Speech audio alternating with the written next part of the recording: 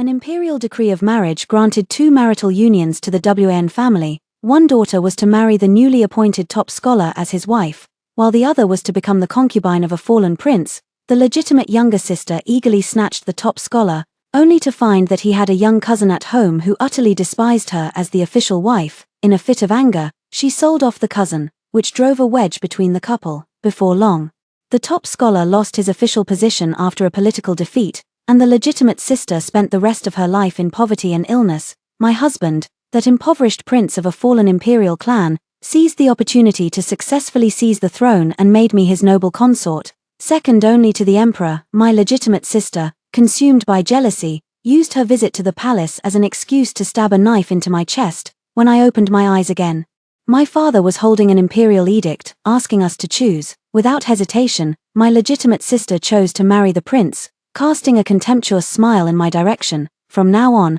I will be the imperial consort. So, she had also been reborn. Hello, everyone, welcome to my channel. Subscribe us to read wonderful stories every day. Now, the story begins. The imperial family has decreed this marriage, and it cannot be refused. However, the edict does not specify who is to marry whom.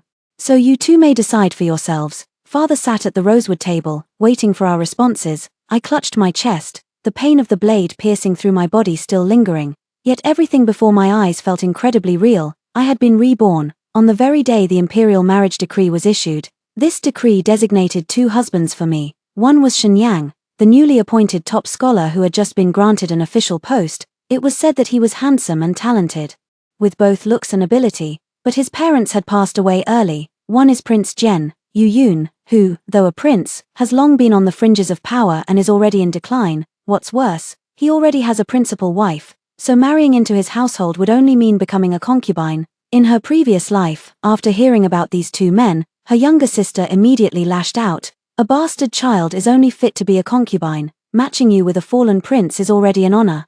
I, of course, will become the wife of the top scholar. But now, she knelt obediently on the ground and said, no matter what, Prince Jen is still a member of the imperial clan. Our WN family cannot disrespect the royal family's dignity. As the legitimate daughter, I am willing to marry Prince Jen as his concubine. Without any objection, her father stroked his beard and repeatedly praised his daughter for having grown up. Then it's settled. Shijia, you should prepare well to marry Shenyang.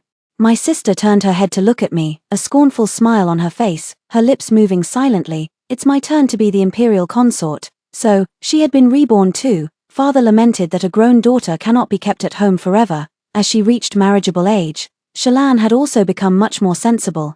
But I knew that WN Shalan wasn't doing this for the family's future. She simply wanted to climb the social ladder. In her previous life, she looked down on Prince Jen for having no status and being only a secondary husband, insisting on marrying the newly appointed top scholar instead. Shenyang, who had been personally selected by the emperor as the top scholar at such a young age, was at the peak of his success. With both parents deceased, she wouldn't have to serve in-laws. How many young ladies from official families in the capital saw him as their ideal husband?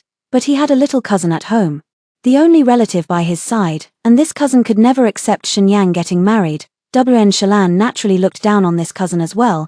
The arguments between the two grew increasingly intense, and the cousin even blurted out, if it weren't for you, why would my cousin refuse to marry me? This infuriated WN Shalan to no end. One day, while Shenyang was away on official business, WN Shalan called a human trafficker into the mansion, had her cousin tied up, and sold her to the lowest class of brothel.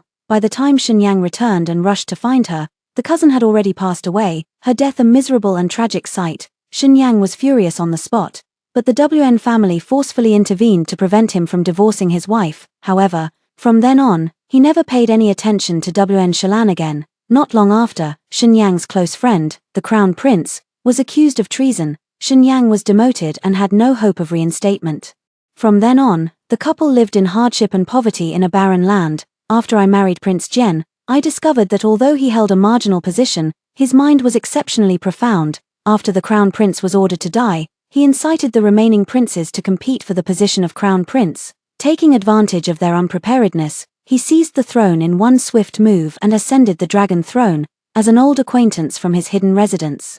I was naturally granted the title of imperial consort. For a time, everyone said that such fortune of mine was due to a naturally blessed fate, accumulated over several lifetimes of virtuous deeds. WN Shalan, however, was so consumed by jealousy that when I summoned her to the palace, she stabbed a dagger into my chest, only to be apprehended by the imperial guards herself. Oh, my foolish legitimate sister, did she truly believe that by marrying Yu Yun, she could peacefully and securely become his noble consort? The commandery prince's residence is hardly an easy place to stay. The princess consort of Jian, with a Buddha's mouth and a snake's heart, was best at tormenting the concubines with petty cruelties. As for Yu Yun himself, he was even more tyrannical by nature. A single misstep would earn one a vicious beating from him. Wn Shalan, in this lifetime, you can slowly savor the blessings of being the side consort of Prince Jian, soon enough.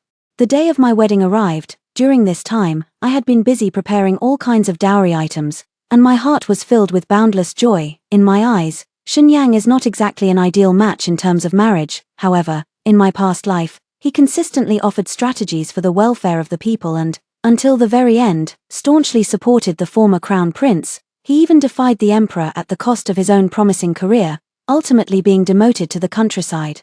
His conduct toward the people and his friends is enough to prove that he is a gentleman. Maintaining a respectful and harmonious relationship with him would be far better than being tormented day and night by the Prince of Jian and his wife. At worst, if it comes to it, I could simply go with him to some remote, impoverished place, or I could step aside for him and his cousin, accepting a letter of divorce and returning home. Although these two outcomes may not sound very respectable, they brought me freedom and tangible benefits. After all, my mother came from a wealthy merchant family in Jiangnan. Growing up surrounded by business, I learned the trade from a young age, and even my grandfather praised me as a prodigy. I have plenty of money, as long as I can spend freely.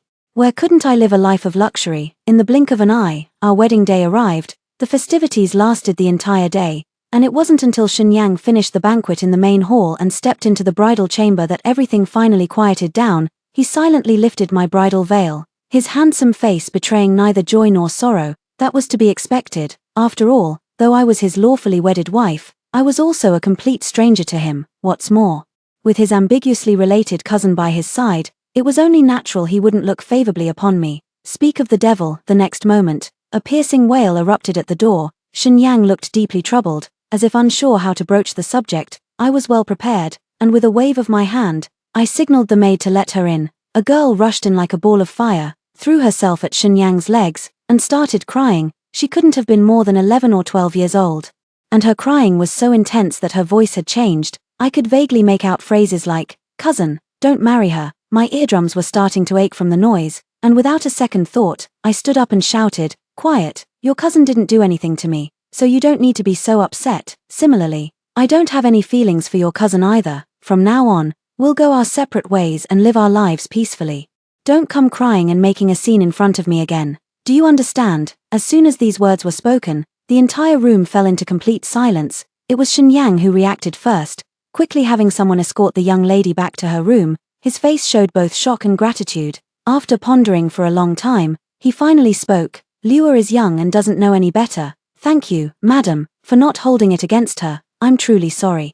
But I won't be staying the night today." My heart was filled with wild joy, but I couldn't show it on my face. I could only say, "You've worked hard, my husband. I naturally understand your difficulties." Before leaving, he added, "I'll sleep in the study." I was completely indifferent to this matter, only wanting to politely see him off. This time, the good fortune has truly come to me. Waking up, I paid no mind to the varied expressions on the servants' faces and only summoned the steward and the accountant for a discussion. The household had never had a proper mistress before. Both the inner and outer courtyards were managed entirely by Shenyang. In the morning, he sent someone to deliver the tally tokens and keys, instructing them to inform me that all matters of the inner courtyard as well as the external estates and farmlands were now under my management.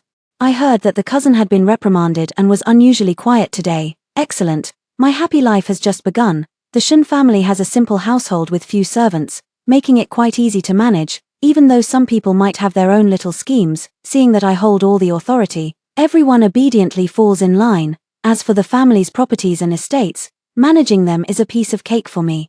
Any single business deal I've handled in the past was larger in scale than this, so overseeing these matters on the side doesn't require much effort at all. I don't have to serve any in-laws, nor do I need to pretend and flatter a man. Only cousin Liu Ji occasionally comes by to make a few sour remarks, so I simply hired a tutor for her and sent her off to school, finally giving my ears some peace. This is the life of the gods. That day, Lady Liu, the wife of Minister Liu, hosted a flower viewing party, inviting all the high-ranking officials and nobles of the capital. Both the Prince of Jen's residence and the Shun family were on the guest list. Shenyang originally had official duties that day, but upon hearing that I was going out, he specifically escorted me to the backyard of the Liu residence before heading to the government office. Perhaps it was the incident on our wedding night that made him feel guilty, as he had been extremely good to me these days. On the day of returning to my maiden home, my father followed the customary pleasantries by saying a few words about how his daughter must be causing trouble. Shenyang quickly showered me with a basketful of praises, calling me elegant and intelligent, virtuous and gentle, to the point that even my stepmother felt a pang of jealousy, thinking of WN Shalan, who had married Prince Jen, and shot me several disdainful glances. The servants of the WN residence, seeing how highly I was regarded, treated me with a bit more respect. On the way back, just as I was about to thank Shenyang, he bowed to me and said, "I haven't properly thanked you, madam. Ji Liu is so willful. If not for your tolerance and generosity, she would have been punished long ago. She lost her parents at a young age and grew up in my family. After my father and mother passed away, I personally took care of her, and I'm afraid I spoiled her too much. When she saw me getting married, she thought I was going to abandon her and couldn't accept it for a moment, which led to that scene." I waved my hand to indicate that it was all in the past. What I said that night was also sincere. At that time, we were just strangers. If you had punished your only relative, the cousin you raised with your own hands, for my sake, I would have thought you cold-hearted. I lifted my gaze to meet his eyes and said slowly, "Husband, not all couples in this world need to be perfectly harmonious. If we are not destined for that kind of relationship, treating each other with respect is also good. If you can always be as you are today, that would be the kind of good husband I've always wished for in my life." Upon hearing this, he seemed deeply moved and bowed to me solemnly once more. "How could I, Shun, be worthy of marrying a woman like you? With these words from you, I will do my utmost to treat you well from now on." He truly kept his word. During this time, the capital has been saying that Scholar Shun holds his wife in high regard, not only entrusting me with managing the household but also repeatedly declining 2 concubines offered by his superiors, devoting himself wholeheartedly to me. Today, everyone witnessed him seeing me off, which only confirmed their beliefs. They teased me with envious looks, creating quite a lively atmosphere. Just then, an announcement was suddenly made. A distinguished guest from Prince Jen's residence had arrived. The maidservant carefully ushered Princess Jen inside, and following obediently behind her was none other than WN Shalan, whom I hadn't seen in a long time. Even though Prince Jen now holds little power, he is still a member of the imperial family. Seeing the princess consort of Jen arrive in person, everyone hurried over to greet her warmly. I stood at a distance, observing her. Just like in my previous life, she appeared dignified and proper in public, without a single flaw. But what they didn't know was how venomous and cruel she was behind the scenes. After exchanging pleasantries with everyone, the princess consort of Jen gave WN Shalan a meaningful glance, signaling that she could now wander around on her own. WN Shalan, who had been cautiously attending by her side, quickly left her, wanting to chat with someone else. Little did she know that everyone was well aware of Prince Jen's current status. They simply dealt with Princess Jen perfunctorily and couldn't be bothered to engage with her further. Before she married, she often outshone me in social settings by virtue of being the legitimate daughter. This was the first time she had received such a cold shoulder, and her face flushed red with anger. Soon she noticed my position and charged straight toward me. After stopping in front of me, WN Shalan affectionately linked her arm with mine and spoke as if concerned. "It's been so long since I've seen you, sister. I've heard that brother-in-law holds you in high regard, but sister, you shouldn't just focus on managing the household affairs, you should also hurry and find the time to give brother-in-law a child soon." She clearly knew that Shenyang hadn't stayed on the wedding night, and that Ji Liu would surely prevent us from consummating the marriage. By saying these things, she intended to poke at my sore spots and embarrass me.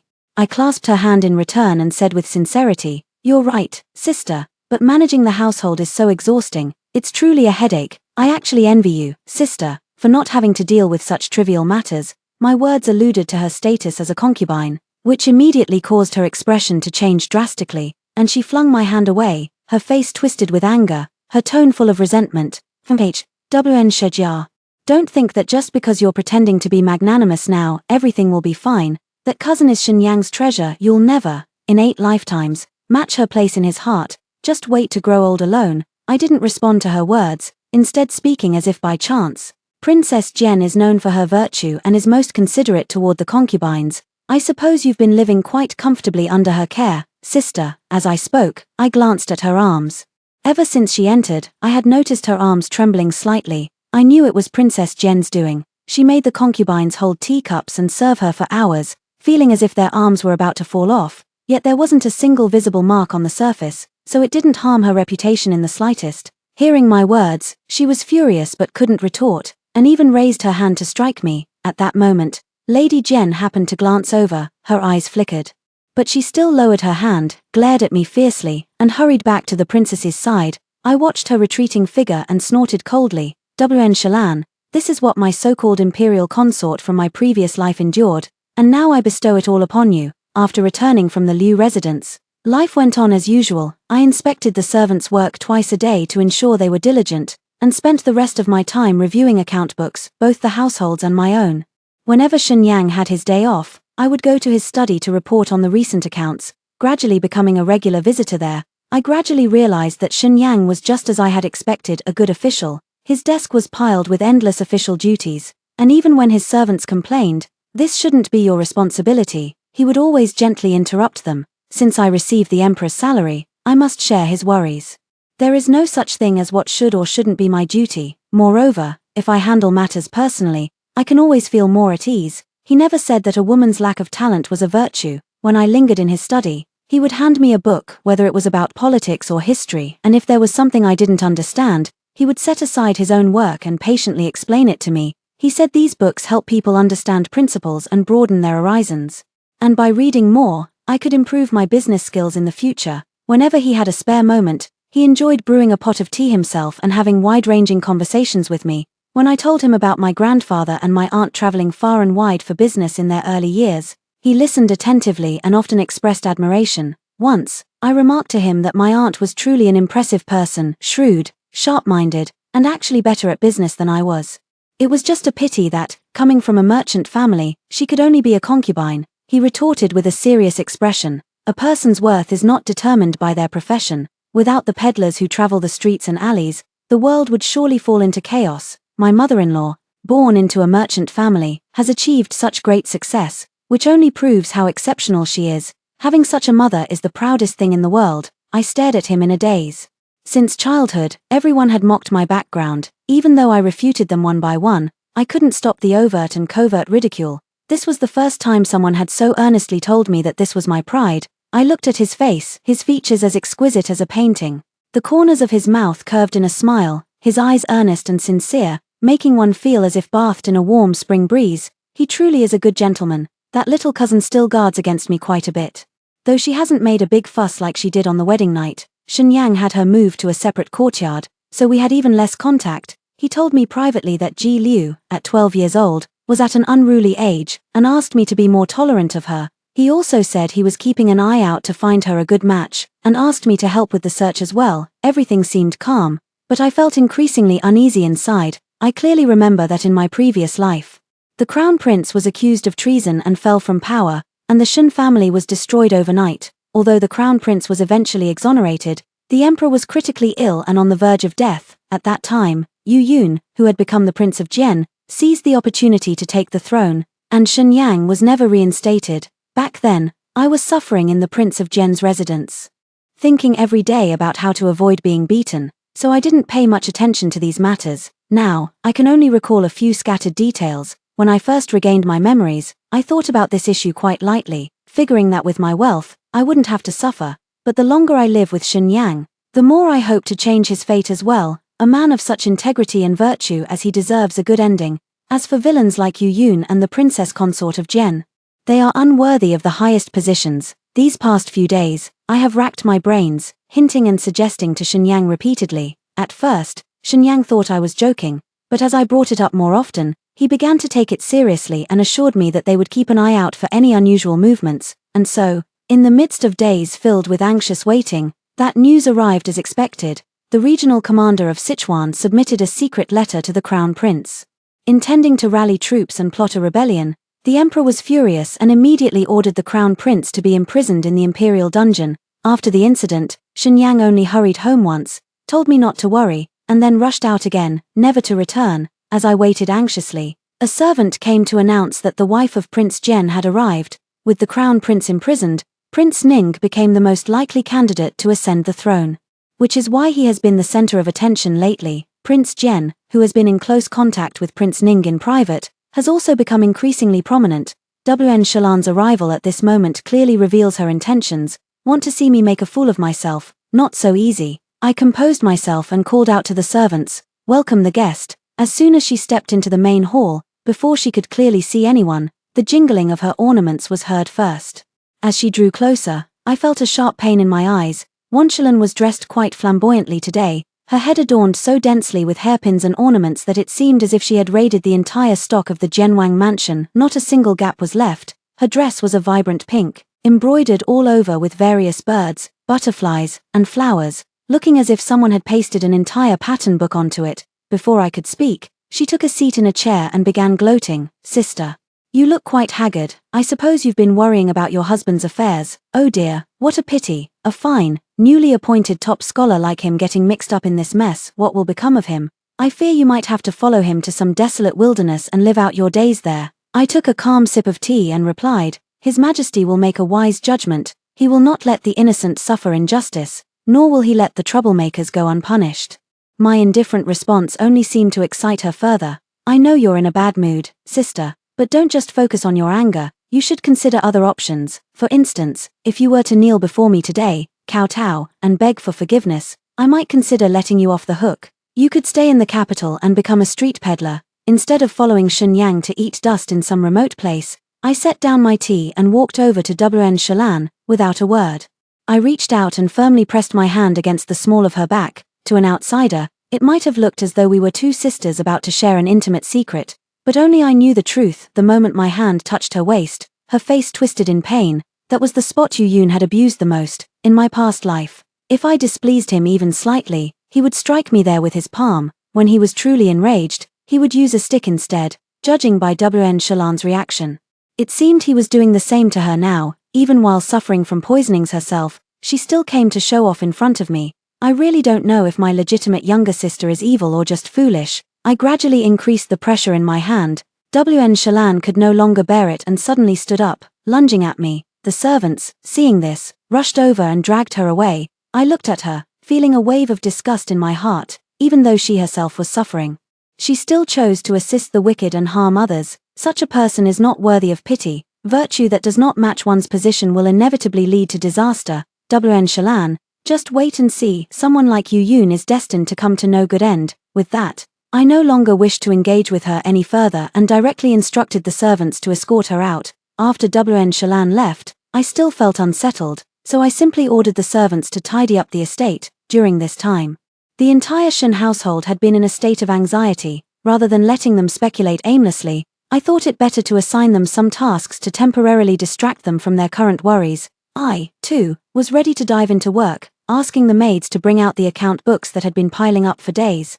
Rolling up my sleeves, I threw myself into the task. Before I knew it, it was already evening. I was just about to rest and prepare for dinner when I suddenly heard the doorman announce that Shenyang had returned. He still had that gentle and refined appearance, but there was a noticeable weariness on his face. Before I could speak, he softly told me, "Don't worry, at least His Highness the Crown Prince is safe for now." I patted my chest in relief. At least his life was spared. Compared to the Crown Prince's fate in my previous life, this was already a change. Surely others could be changed as well, right? Letting out a sigh of relief, I forced a smile and said, "Husband, you must not have eaten properly these past few days with all your running around. It's perfect timing. Let's have dinner together." At that very moment, a servant rushed into the main hall and reported loudly, "Master, Madam, I have urgent news to report." Shenyang recognized this person as someone from the detached courtyard and frowned slightly. "Has something happened to the young mistress?" The servant then pulled out a stack of letters from his chest, and upon closer inspection, they turned out to be highly important official documents. Following Madam's orders to conduct a thorough inspection, I unexpectedly discovered the young mistress's personal maid sneaking out suspiciously tonight. I detained her and searched her, only to find these items. I immediately brought them here to report to the master and Madam. This matter is of great importance, so I can no longer afford to avoid suspicion regarding Ji Liu. I quickly ordered, "Bring her up immediately." When Ji Liu arrived, she was still sobbing. She shot me a resentful glance and, as usual, tried to seek comfort from Shenyang. This time, however, she was met with his icy gaze. "Kneel." It was a voice filled with utter disappointment. Ji Liu immediately became agitated. Cousin, I did all of this for your own good. Don't be fooled by that wretched WN Shijia, she. Shen Yang's face was as dark as water, unusually interrupting someone to speak himself. Was it you who did it? Was anyone behind you? Ji Liu, now frightened into stopping her sobs, stole a glance at Shen Yang's expression and carefully explained, today. The side consort of Prince Jian came to the residence and sent her confidant to tell me that WN Shijia only cares about her own carefree life and doesn't care about your well-being. Now that the crown prince is imprisoned, she still lets you run around everywhere, and you'll likely meet a bad end. It's better to find a way out. Just give her some of your official documents, and she can guarantee your safety in front of Prince Jian. Cousin, I did it with sincere intentions for your sake. Don't you believe me? Slap. This time, her answer was met with a resounding slap. She had never felt such humiliation since she was a child. Her eyes instantly reddened, and she covered the side of her face that had been slapped, shouting loudly, Cousin, what kind of spell has WN Shijia cast on you? What is so good about this bitch? The moment she stepped in, you started ignoring me. I'm the one who loves you the most. This bitch is nothing but a stray dog that barged in. Just because she goes along with you a little, you fall for her. Pa, such a lowly creature. Slap. Before she could finish, Shen Yang rushed forward and slapped her on the other side of her face. Before I could even react, I heard another sharp slap. Shen Yang had actually slapped himself hard across the face. I saw his lips trembling slightly, his teeth gritting audibly, clearly. He was furious. I quickly handed him a cup of tea. He took the teacup and slowly began to speak. Today. These 3 slaps from me. The first one is for betraying the teachings that our parents, I, and your mentor have instilled in you all these years. A gentleman must stand with integrity. How can you associate with someone like the concubine of Prince Jian, colluding with her? There's not a trace left of someone who has studied the classics of sages. The second slap is for your disrespect toward your sister-in-law. Since Shijia married into the Shen family, she has tolerated you in every way. Always considered your interests without holding grudges, and shown you repeated leniency, yet you hurt her with your words, cursing her with such foul language. This slap is my lesson to you on her behalf. The third slap is for my own indulgence that has allowed you to reach this point. I always thought you were still young and had no other relatives, that it was just the 2 of us depending on each other, so I felt I had to be extra good to you when you made mistakes. I couldn't bear to scold you, but as a result, not only have I allowed you to develop improper thoughts, but I've also raised you into this irredeemable state you are in now. Upon hearing these words, Ji Liu's body trembled violently like a sieve, shaking unsteadily. He crawled over, trying to grasp the hem of Shen Yang's robe, his face streaked with tears and mucus from crying. Shen Yang, seeing this scene, did not compromise as he usually would. Instead, he took 2 steps back, creating distance between them, and spoke as if he had made up his mind. I will send you to the estate. Stay there and reflect on your mistakes. Once you've come to your senses, I will naturally find you a suitable future. However, with your actions, you have severed the bond between us as cousins. From now on, do not call me cousin, and I no longer have you as my cousin. With that, he waved his hand and ordered the servants to take Ji Liu away, refusing to look at her again. Yet even after Ji Liu was taken away from the Shen residence, her cries of cousin could still be heard echoing above the estate, desperate, miserable, and filled with despair, until the sound gradually faded away and could no longer be heard. The man beside me finally looked at the cup of tea that had already gone cold and let out a long sigh. I knew he must be feeling upset inside, so I remained silent and kept him company without a word. After a long while, he finally came back to his senses a little. You must be hungry. I'll have someone reheat the meal. We both found this dinner, which had taken much longer than expected, rather tasteless. After hurriedly eating a few bites, we had the table cleared. I spoke first. Today's incident is my fault for not managing the household properly, allowing unscrupulous individuals to sneak in. From now on, I will be doubly vigilant and ensure such a thing never happens again. He forced a faint smile to comfort me. How can one guard against someone who has already harbored ill intentions? The things she said to you today, I'm sorry, it's my failure in discipline. Her private dealings with your legitimate younger sister are ultimately matters of the inner court, so I'll have to trouble you to handle the aftermath. It's no trouble. I will replace everyone around Ji Liu and ensure such people are no longer kept in the Shen residence. As for WN Shalan, I will be extra cautious. If she visits again, I will find every excuse to decline her entry. If not for my fear of her status as the Prince Jian's consort today, I would have long since. At this point, I suddenly felt I had grasped some crucial point. Prince Jian's consort, Prince Jian. After quickly calculating in my mind, I tentatively spoke up. My lord, I have an idea that might help resolve His Highness the Crown Prince's current predicament. Shun Yang turned to listen as I laid out the plan in detail. His eyes suddenly lit up, and he abruptly stood up, cupping his hands in a respectful salute toward me. With such wisdom and strategic thinking, my lady could be a general. With that said, he hurriedly went out to discuss and prepare with others.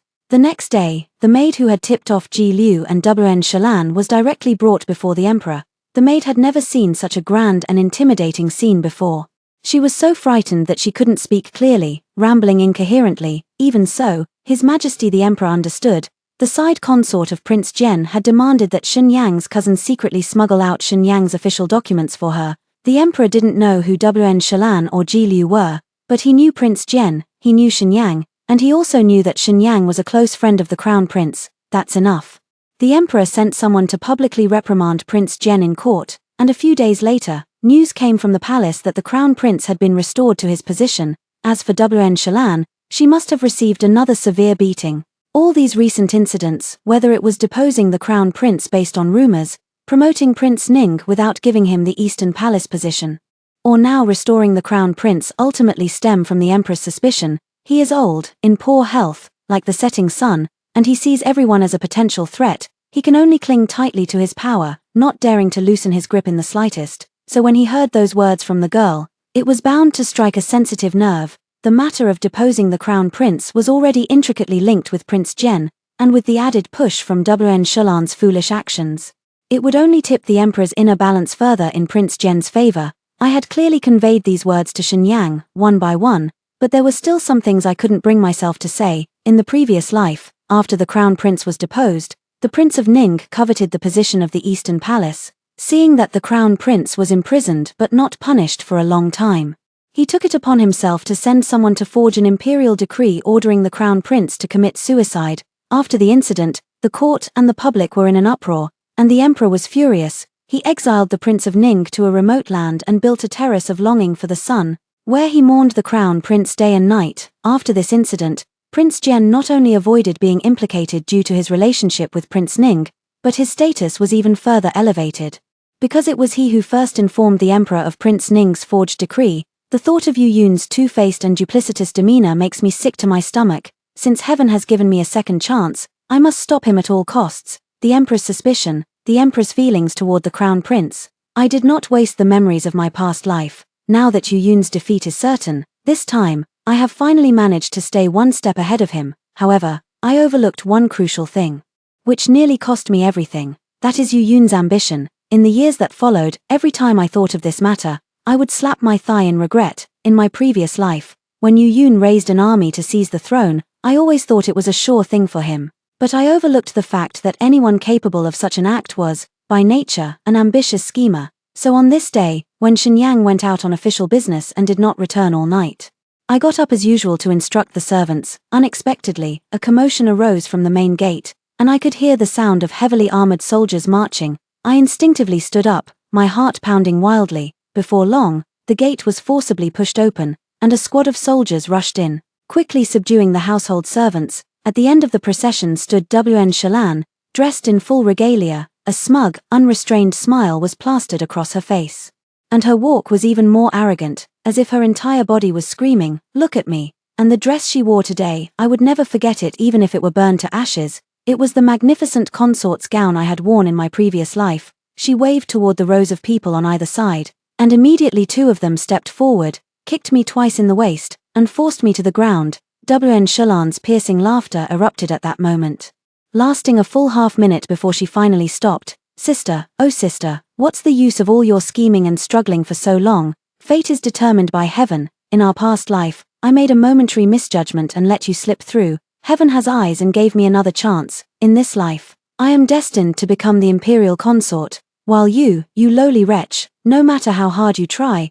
are fated to be trampled under my feet." With that, she actually stretched out her foot and stomped hard on my head, making a loud bang. My world instantly spun, and then the pain hit. My face was pressed tightly against the rough ground, my skin scraped raw, oozing drops of blood. My entire face was stinging with a dense, burning pain, as if on fire. Wen Shalan still wasn't satisfied, grinding her foot repeatedly against my head while cursing non-stop. My vision slowly blurred into a bloody haze until I could no longer see clearly. I don't know how long it had been when Wen Shalan, having vented enough, woke me from my faint. With a bucket of cold water poured right over my head, I didn't realize you had it in you, enduring it all without making a single sound. How boring. I've had my fun. So here's the deal, do as I say, and I'll give you a quick end. I collapsed on the ground, the stinging pain on my face still tormenting me. The wounds from the friction between my skin and the ground were not large, but they were extremely fine and dense. The pain felt as excruciating as being pierced to the heart and eroded to the bone, almost making one wish for death rather than endure it. But having been reborn into this life, must I really end up like this? No matter what, I must survive. At this moment, there is only one path: to do everything I can to buy time. I cleared my throat, lifted my head, and spoke calmly. What do you want me to do? Oh, how rare, I thought you, with your stubborn pride, would hold out until the very end. I didn't expect you to know when to yield. The smile on her face widened further, the malice in her tone practically overflowing. Crawl over from there. While you crawl, shout long live the noble consort over and over. Crawl to my feet, and I'll let them give you a quick death. Hold on, WN Shedja, you have to survive. The short distance felt as long as the Milky Way that separates the cowherd and the weaver girl.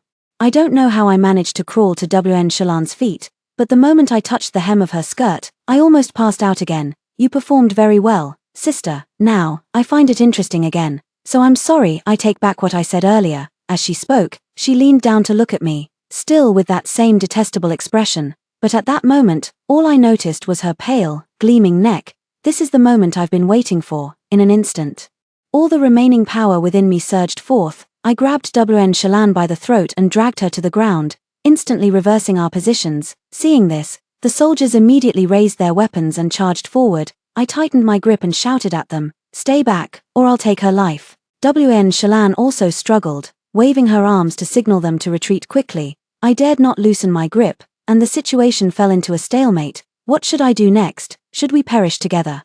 Just as my thoughts began to drift, a sudden loud noise erupted from the door. The sound was even louder than when WN Shalan had barged in with her soldiers earlier. It was as if they were trying to tear the door down. I figured it must be reinforcements sent by Prince Jen. As WN Shalan had been gone for too long, a wave of despair washed over me, and I braced myself for the worst. The door finally gave way under the strain and collapsed with a loud crash.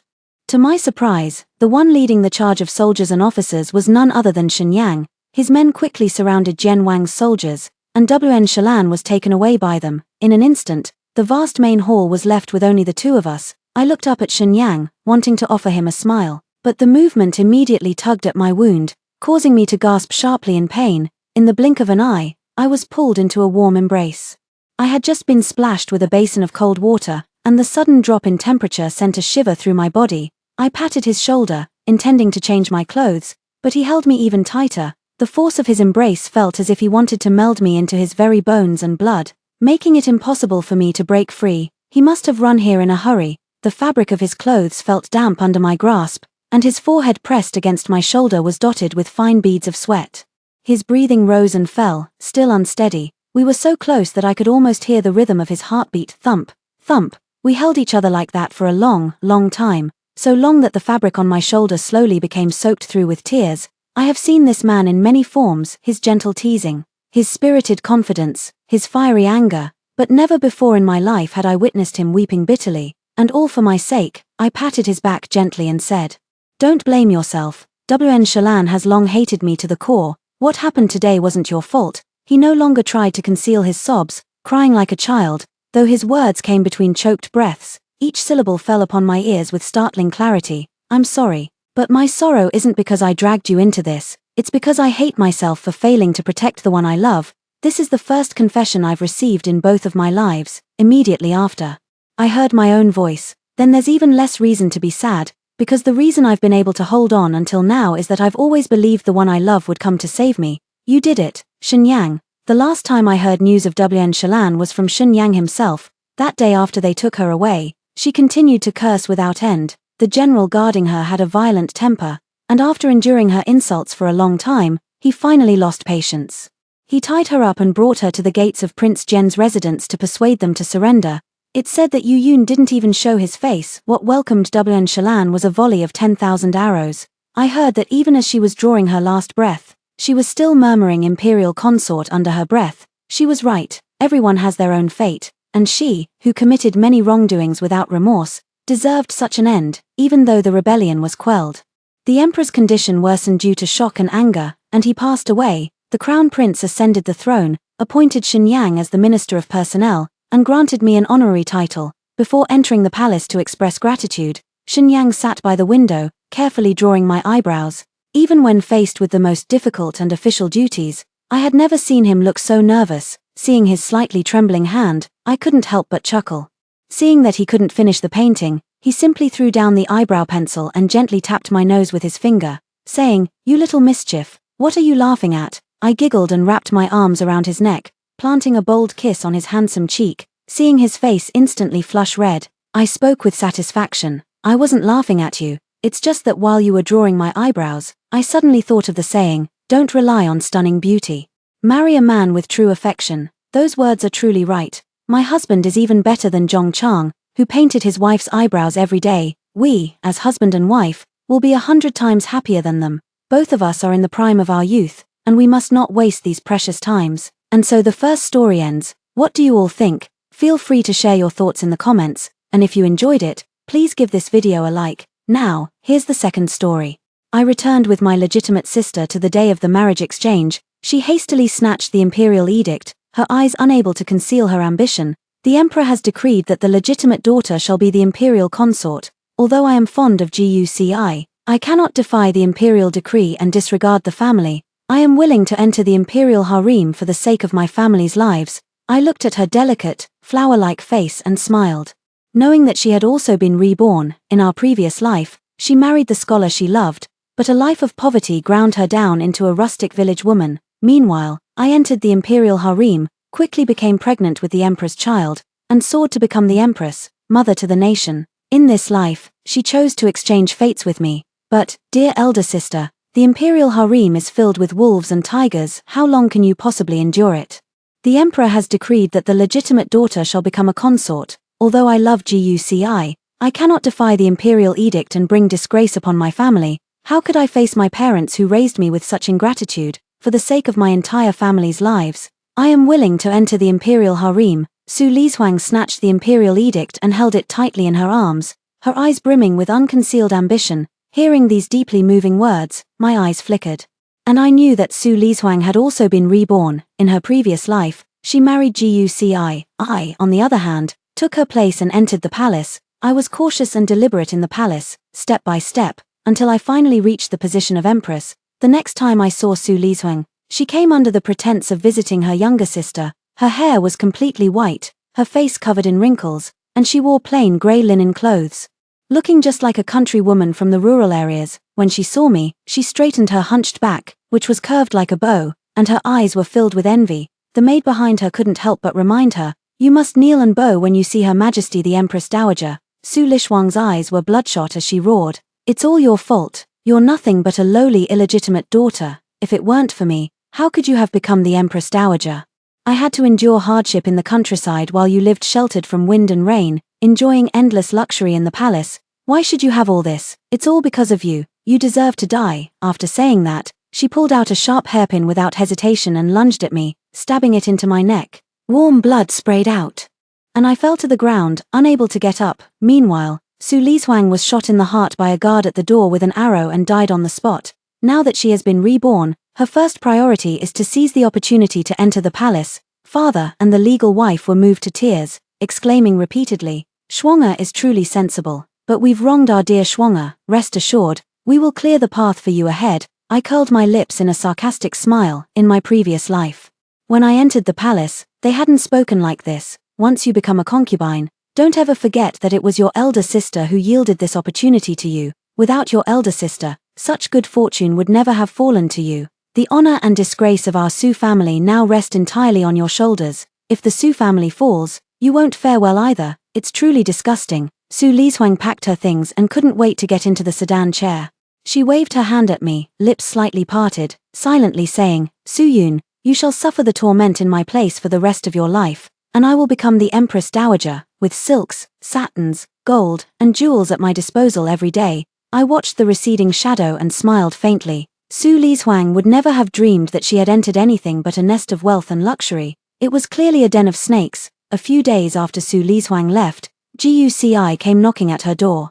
He was dressed in plain blue clothes, with long and refined eyebrows and eyes, exuding a gentle and elegant aura, much like polished jade. I observed him carefully and nodded to myself in approval. Guci was indeed handsome. No wonder Su Liswang fell for him at first sight. He bowed respectfully, his voice as mellow as fine wine. Has your esteemed household made a decision? When my grandmother saved Minister Su that day, it wasn't with the intention of securing a marriage contract. Now that she has passed away, it should no longer be taken seriously. Moreover, I am but a poor scholar who has yet to achieve any official rank, and I dare not delay your honorable daughter's future. Su's father took a sip of tea, hesitating uncertainly. I curled my fingers and lightly tapped them on the table. This old man, in order to repay a favor, would even sell his own daughter, utterly heartless and ungrateful. Yet, I see a glimmer of hope in this desperate situation. If I hadn't seen Guci and known his character, I wouldn't dare jump to conclusions, but having met him today, I see that in his conduct and actions, he is neither greedy nor fawning, truly as unyielding and principled as a scholar should be. This kind of person lacks only an opportunity. Once the chance comes, if they seize it firmly, they will soar straight to the heavens. I closed my eyes for a moment and made my decision. I rose and knelt before Father Su, saying, I am willing to marry Guci. Rather than staying in the Su residence and letting the Su family control my fate, I would rather follow Guci and take charge of my own life and death. My stepmother waved her hand, and the marriage was settled. A few bolts of cloth and the keepsakes left by my birth mother were my entire dowry. I followed Guci back to his home, a thatched cottage with some vegetables planted at the door. I glanced around briefly. The house and courtyard were clean and tidy. Guci clenched his palm. Unusually awkward and at a loss. If you regret it now, there's still time to change your mind. I forced a smile and pretended to be gentle and considerate. From now on, you are my husband. If you treat me well, I will stay by your side for the rest of my life, never leaving you. A blush suddenly rose on Guci's fair face, quickly spreading to the tips of his ears. It was like the rippling of spring water, utterly captivating. He pushed the door open and stumbled back into the house. Rest for a while, I'll go to the kitchen and make some food. I raised an eyebrow, surprised that Guci was so innocent, completely different from Juqi. Thinking of Juqi, a flicker of disgust passed through my eyes. He is nothing short of a scoundrel. Every time I had intercourse with him, it was pure torment. Juqi had peculiar tastes. He only got excited at the sight of blood. Because of this, the wounds on my body never had a chance to heal. No sooner would the gashes on my arms begin to scab over than fresh ones would appear on my legs. Over and over again, I was immersed in a nightmare, my body trembling uncontrollably. Suddenly, I was grasped by a warm, dry hand. Su-Yun, it's time to eat. A fragrant aroma of food drifted over from Guci. He looked at me with concern. Okay, it was as if a rope pulled me out, allowing me to escape the abyss and return to the mortal world filled with the scent of incense. Guci and I spent a peaceful period of time together. Every day when he studied, I would make some pastries and bring them to him. On the other hand, if he was free, he would also prepare the meals early and wait for me to join him at the table. He didn't follow the typical city custom of gentlemen keeping their distance from the kitchen. We could be considered a harmonious and respectful couple. In the evening, the night was serene and enveloping. Outside the window, moonlight blanketed the ground. Birch trees swayed, and a cool breeze swept by. I shivered from the cold and snuggled into Guci's embrace. Guci was 20 years old. At the peak of his youthful vigor, nestling in his arms felt like sleeping beside a warm stove. I let out a soft, contented moan. Guci gently patted my back with his palm, like a mother worried that her child couldn't fall asleep. One pat after another, as I was drifting into drowsiness, Guci suddenly spoke. I'm sorry, why are you apologizing? You are a noble lady, you shouldn't have to endure these hardships, plain food, coarse clothes. I've wronged you. A ripple of emotion stirred in my calm expression. No one had ever said such words to me before, not even my own parents. I pursed my lips and spoke softly. Su Lang, as long as I'm with you, it has never been considered hardship. I hope that in this lifetime, the days spent with Guci can heal the wounds from my past life. Guci worked even harder, day and night, without rest. I often advise him to take a break so as not to ruin his health, but Guci has his own pride. Ayun, believe me, I won't make you regret the decision you once made. I set down the teacup and quietly withdrew. I could see how hard Guci was working. Every day, besides studying, he had to copy books in town to earn money for the family. He wouldn't be able to return until after dark. But strangely, it was already late at night, and Guci still hadn't come back. I lit an oil lamp and paced back and forth at the door, fearing that something might have happened to Guci. Ayun, the night is cold, come back inside first, Guci returned, pulling me into his embrace and shielding me from the night wind. Why are you back so late? He didn't speak, but instead placed an unremarkable piece of cloth in my hand. Open it and see if you like it. I peeled back the layers of grey cloth to find a magnolia hairpin nestled inside. Even in this dimly lit room, one could still see the hairpin shimmering with a soft, lustrous glow. This must have cost quite a bit of silver. I gently caressed the hairpin, unable to conceal the affection in my expression.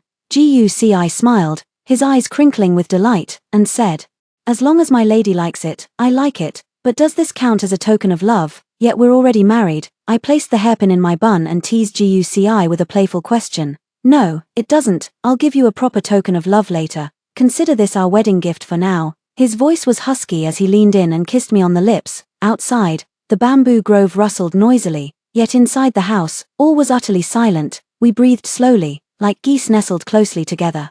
The last snow of winter had melted, and the imperial examinations arrived as scheduled. Guci held me tightly. "Ayun, wait for me." Okay. A month later, Guci was dressed in the top scholar's robes, with a flower pinned in his hair. He rode a fine horse and extended a hand toward me. "I've come to take you with me." I moved to the capital and suddenly became the top scholar's wife. Women in the capital, whether still in their boudoirs or already married, all gazed at me with envy.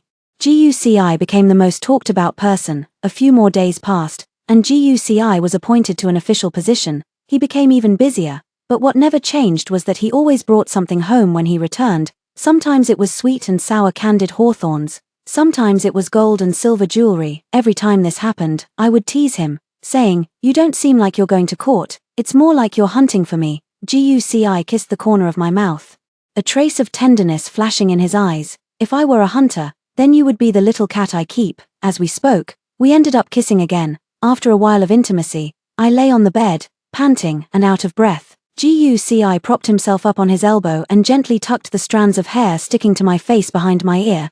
"Tomorrow is the emperor's birthday, and there will be a banquet for all the officials. I want you to come with me." I never would have guessed.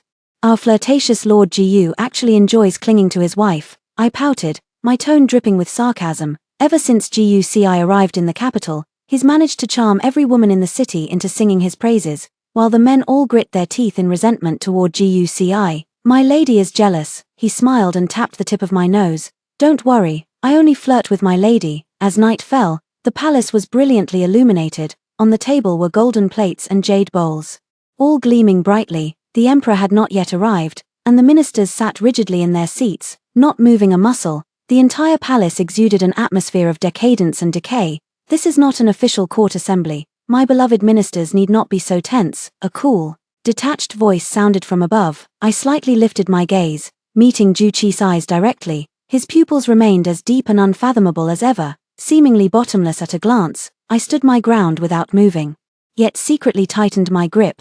Guci was a true demon through and through. He never regarded anyone as human. In his eyes, everyone who wasn't useful to him was nothing but a dog. We concubines couldn't even be considered human. Kneeling publicly to please him and serving as his punching bag were everyday occurrences. It wasn't until Guci shifted his gaze away that my body finally went limp. Guci held my cold hand. "What's wrong?" I shook my head and took a sip of wine to bolster my courage. "It's nothing." The oppressive banquet finally came to an end, and we were about to take the carriage back, but we were stopped by a maid. "Madam, our mistress would like to reminisce with you. In this palace, there is only one mistress I have ever known in my life, and that is Su Lizuang, Gu Lang. Wait here for a moment, I'll be back soon." I scratched his palm and saw him nod. I knew he had already understood my meaning. Just a moment, if I don't come back, Guci will barge in. After all, this is Su Lizuang's territory in the palace, so it's better to be cautious. Inside Su Lizuang's chamber, a cloyingly sweet incense was burning. She sat on a golden Nanmu chair, wearing an agate butterfly hairpin and a peony shoe brocade silk dress. She appeared extremely noble. "Kneel down when you see Her Highness." Su Lizuang raised her chin, looking down at me with pride. "Greetings, Consort Su." I obediently knelt on the ground and bowed to her. She raised the corners of her mouth, and the hairpins on her head jingled with a crisp, tinkling sound. "The wheel of fate turns. Suyun, finally, it's your turn to bow to me." I pretended not to understand and asked with confusion, "Your Highness, what are you saying?" Su Lizuang placed one hand on her waist while the other gently stroked her belly. "Now that I am carrying the royal heir, the entire Su family must rely on me. And even that poor scholar of yours depends on me. I lifted my eyelids and glanced at her calmly. Pregnant, this would be Su Lixuang's first step into hell. In the palace, only you are pregnant. Then there will be thousands of eyes watching you every moment, poisoning, framing, and endless schemes. In my previous life, I was pregnant with 3 children, but I couldn't keep the first 2, only the youngest son, whom I managed to protect at the brink of death, yet it damaged my body, and I could no longer conceive. Su Lixuang pinched my chin, her sharp fingernails almost poking into my eyes. I am the pillar of the Su family. All of you depend on me for survival. If I want you to live, you live. If I want you dead, you'd better clean your necks and wait. I remained unmoved, though my eyes lowered slightly, only because she raised her hand, and her sleeve slipped down to her wrist. Her tender arms were covered with blue and purple bruises. Oh, I didn't know Consort Su had such great authority. Ju Qi entered together with Guci. His brows and eyes carried a dark, oppressive gloom. Su Lixuang's face turned deathly pale at the sight, trembling as she knelt on the ground. It was I who misspoke. I beg your majesty to punish me. Guci helped me up and whispered in my ear. Are you all right? I'm fine. I nestled in his embrace, my eyes darkening with a heavy expression. Ju Qi rubbed the thumb ring back and forth, his voice carrying an ominous, storm-like tension. Since you admit your mistake, then start slapping yourself. Su Lixuang lost her previous smugness, her body trembling uncontrollably as she stammered out a sentence through clenched teeth. Your Majesty, I am with child. I blinked my lashes and cast a faint glance at her. Su Lixuang's words were like adding fuel to the fire. Ju Qi, perhaps having been on the throne for too long, had always detested defiance. This was a grave offense. Moreover, there are at least 18, if not 20, children in the imperial palace. Why would Su Lixuang think Ju Qi would care about her child? Even a vicious tiger does not eat its own cubs, but Ju Qi's cruelty is beyond compare. After all this time in the palace, she still hasn't made any progress. Sure enough. Ju Qi's face instantly turned cold, a flash of ruthlessness gleaming in his eyes. He lifted his leg and kicked Su Lixuang half a meter away. If I tell you to hit, you hit. The palace isn't short of pregnant women. If the child can't be saved, it's your own lack of fortune. Guci calmly pressed my head into his chest and coaxed softly. Don't be afraid, we'll go home soon. As I breathed in the clear scent of soap at the tip of my nose, I suddenly relaxed. He answered sullenly. Su Lixuang quickly scrambled up, kowtowing repeatedly to beg for mercy. Your Majesty, please calm your anger. I am as foolish as a pig. I will slap myself right now. The harsh sound of slaps echoed incessantly. It was grating to the ears. Guci's expression gave nothing away. It's getting late. I shall take my wife and leave first. He escorted me as we stepped over the threshold. Out of the corner of my eye, I glanced at Su Lixuang. Her hair was disheveled, her face swollen and red, with visible traces of blood on it, and now, her face was twisted with ferocity, her eyes bloodshot as she stared fixedly at me. Her eyes were filled with bone-deep resentment. I sneered and calmly averted my gaze. Su Lixuang, this time it was your own choice. Whether you live or die, you can't blame anyone else. All the way, Guci never let go of my hand. Lost in thought, he held my hand tighter and tighter. I shook my arm, and his hand swayed along with it. My dear Gu, I want to eat the plain noodles you made for me. I didn't get enough to eat earlier. He paused slightly, his eyes growing gentle. Stop fooling around. I'll make it for you when we get back. I gazed at him, unable to suppress the upward curve of my lips. For several days in a row, the capital had been enveloped in a continuous drizzle, seemingly endless. The entire capital was also shrouded in white mist, appearing and disappearing intermittently. Yet, undercurrents were also stirring within the imperial court. Several elder princes vied for the throne, freely courting ministers within the court. The officials who should have remained loyal to the emperor became fragmented and divided. Guci massaged my hand, frowning with distress. I've been so annoyed by his constant pestering these past few days that I ended up giving his foot a light kick. Stop frowning like that. If you keep it up, you'll end up with 3 permanent lines on your forehead. He nervously touched his forehead and replied in a playful tone, oh no, if I turn ugly, my wife might just abandon me. Ridiculous. I rolled my eyes inelegantly. Guci sighed. The eldest prince is full of schemes and tricks, but he lacks any sense of the bigger picture. The 4th prince is brainless and impulsive. The 5th prince is decent, but he can't bring himself to be ruthless and is always indecisive. I leaned back in the soft chair and said calmly, choose the 3rd prince. Guci looked puzzled. The 3rd prince is the least outstanding one, and according to the imperial physician, he won't live past 20. I raised an eyebrow and smiled. In this struggle for the throne, the less outstanding one is, the more likely they are to come out on top. Physical weakness could also be a way to deceive others. The third prince, Juju, was undoubtedly the most outstanding among all the princes, in my previous life, while the other princes fought to the death. He was the only one who emerged victorious. If I hadn't kept a final trick up my sleeve and produced Juchi's will, who knows whose hands the throne would have ended up in. Playing the pig to eat the tiger, he had truly mastered the essence of it. Guci's face tightened, his eyes dark and gloomy. A maid entered, breaking the silence in the room. "Madam, someone from the Su family has arrived." I gracefully rose to my feet and pressed him down when I saw Guci about to follow me. "She's probably here for me." My stepmother sat in the main seat, wearing an accusatory expression, ready to interrogate me. "Kneel before your mother, TSK. This mother and daughter are truly cut from the same cloth." The daughter demands I kneel, and the mother does the same. I abandoned my usual gentleness and spoke in a cold tone. "Mother, you didn't come here just to put on airs with me, did you? If there's something to say, don't beat around the bush." She choked back her words.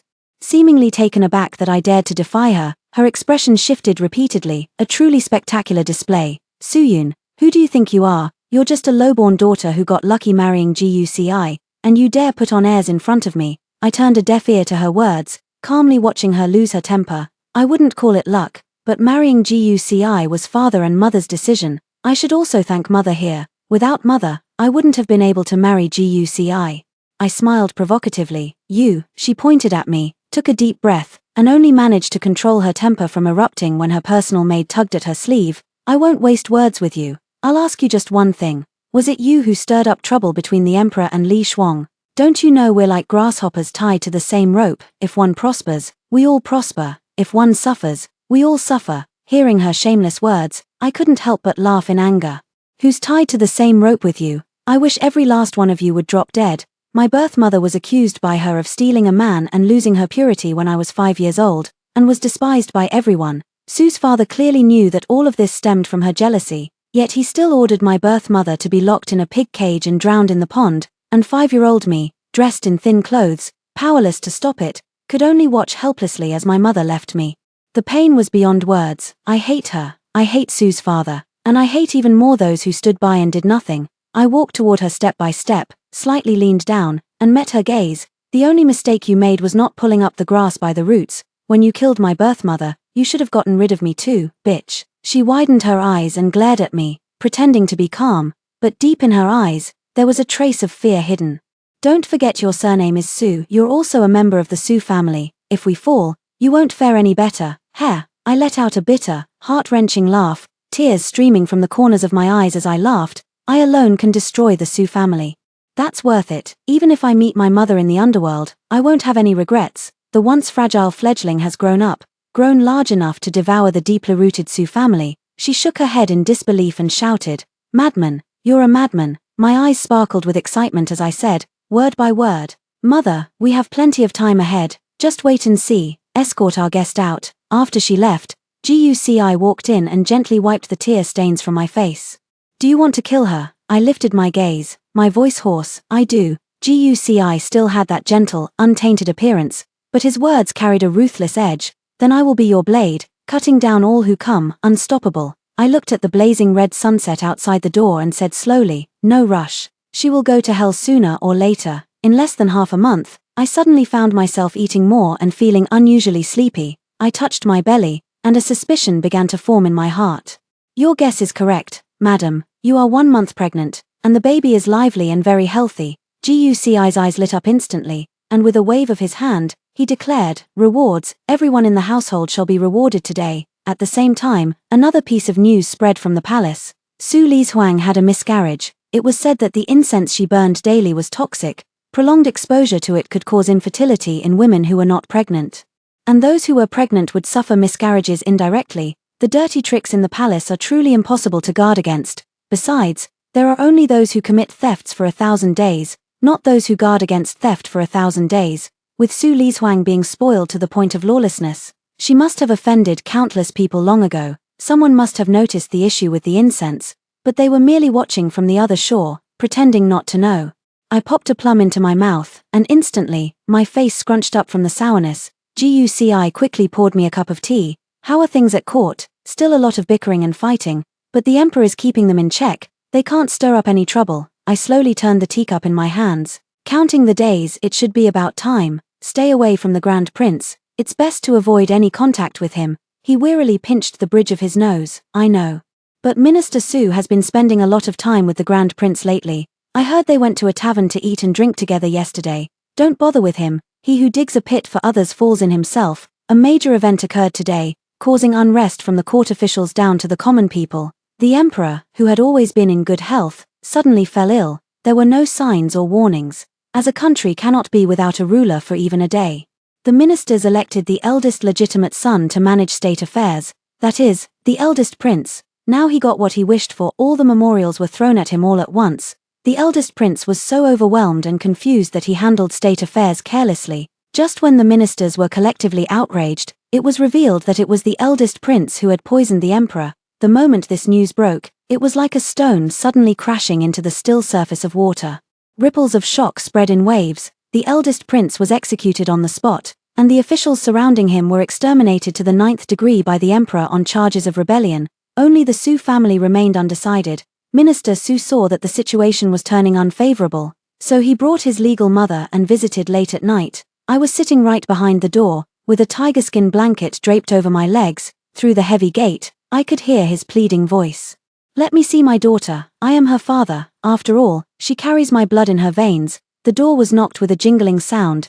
Guci shielded me from the wind while urging me to go back. No, I gripped the handrail tightly, my eyes fixed dead on the door as if I could see his aged face behind it. I want to stay here and listen to their wails, to let them experience what my mother went through back then. Guci fell silent, standing behind me without a word. Shielding me from the biting cold wind, the last trace of darkness faded from the sky as the morning sun gradually rose. I had stayed awake all night, and behind the door, Su's father had shouted himself hoarse, yet he still refused to give up, until the guards surrounded them completely. I pushed the main gate wide open. My stepmother scrambled over, clutching her shoes, weeping and wailing. Yuna, I beg you, save us, save the Su family. What did you say when I begged you to spare my mother? You're only reaping what you sowed. I gave her the exact words she had said to my mother, right back to her. The emperor showed no mercy. Minister Su and his wife were sentenced to execution on a chosen day, while all the servants in the residence were exiled. Juqi barely managed to keep his life, but it left him with a lingering illness, often coughing up blood. His temper became even more unpredictable. This made life difficult for Su Lizuang. Whenever Juqi was unhappy, he would take it out on Su Lizuang, and he always used humiliating methods, like barking like a dog, sleeping with tigers, and crawling on the ground pretending to be a pony. In short, she has now become the laughingstock of the entire capital. Meanwhile, the various princes in the court are fighting each other to the point of being bruised and battered. The third prince began to stand out, as his intelligence and strategic acumen successfully won the support of the ministers, except for Juqi. Having stayed in the supreme position for too long, he was unwilling to step down and even began to resent his own son. I held a black piece, playing against Guci's white piece. We speculated on the chessboard about how the third prince should break the deadlock. Guci placed the white piece in the most dangerous spot. He will not sit idly by and wait for death. If we wait any longer, Juqi will choose another prince to entangle him. I yawned boredly and placed the black piece at the vital point of the white pieces. I recall the third prince's maternal uncle holds military authority. Correct, offering help in times of need wins more hearts than adding flowers to brocade. Guci, you must be careful these next few days. He covered my slightly cold hand. Don't worry, nothing will happen. On the 5th day, the third prince launched a rebellion. Guci was the first to bear the brunt, after a day and a night. Guci returned covered in blood. Yuna, we've won. The third prince ascended the throne smoothly, and Guci was appointed as the prime minister, assisting in state affairs and leading all officials. Even I was granted the title of a noble lady. Guci and I entered the palace to express our gratitude.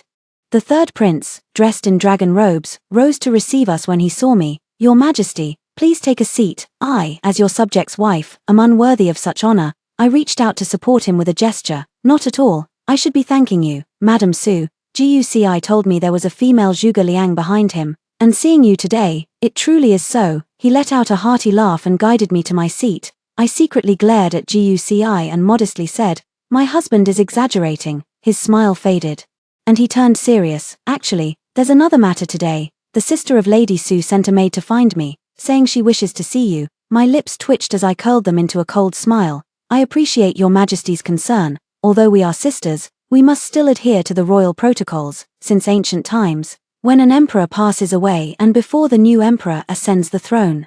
The childless consorts are dealt with rather than having them all buried alive as sacrificial burials. Su Lixuang's intention was obvious. The maid led me to a secluded place. Su Lixuang sat on the ground in a daze, her hair tangled and clothes tattered. Hearing the noise, she turned her head to look at me. The confused gaze instantly filled with hatred, but then vanished without a trace. Sister, please talk to the emperor. Don't let me be buried alive. I don't want to die. I am your own sister.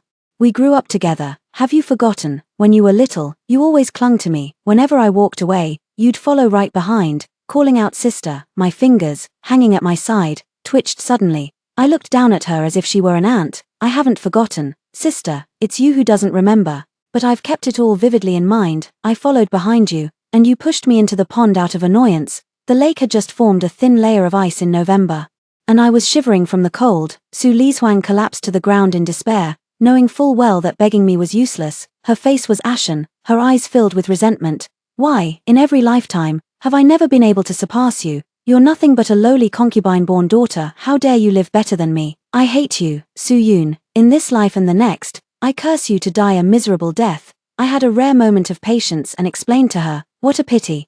But in this life, I will not fulfill your wish. I will live a happy and fulfilling life, while you will die in agony. Su Lixuang rushed toward me like a madwoman, screaming, even if I die, I will drag you down with me. I watched coldly, not moving an inch. The guards behind me immediately ran ahead with their swords drawn, surrounding her completely. I looked past the crowd and fixed my gaze on her, my eyes dark and intense. I won't make the same mistake with Su Lixuang a second time.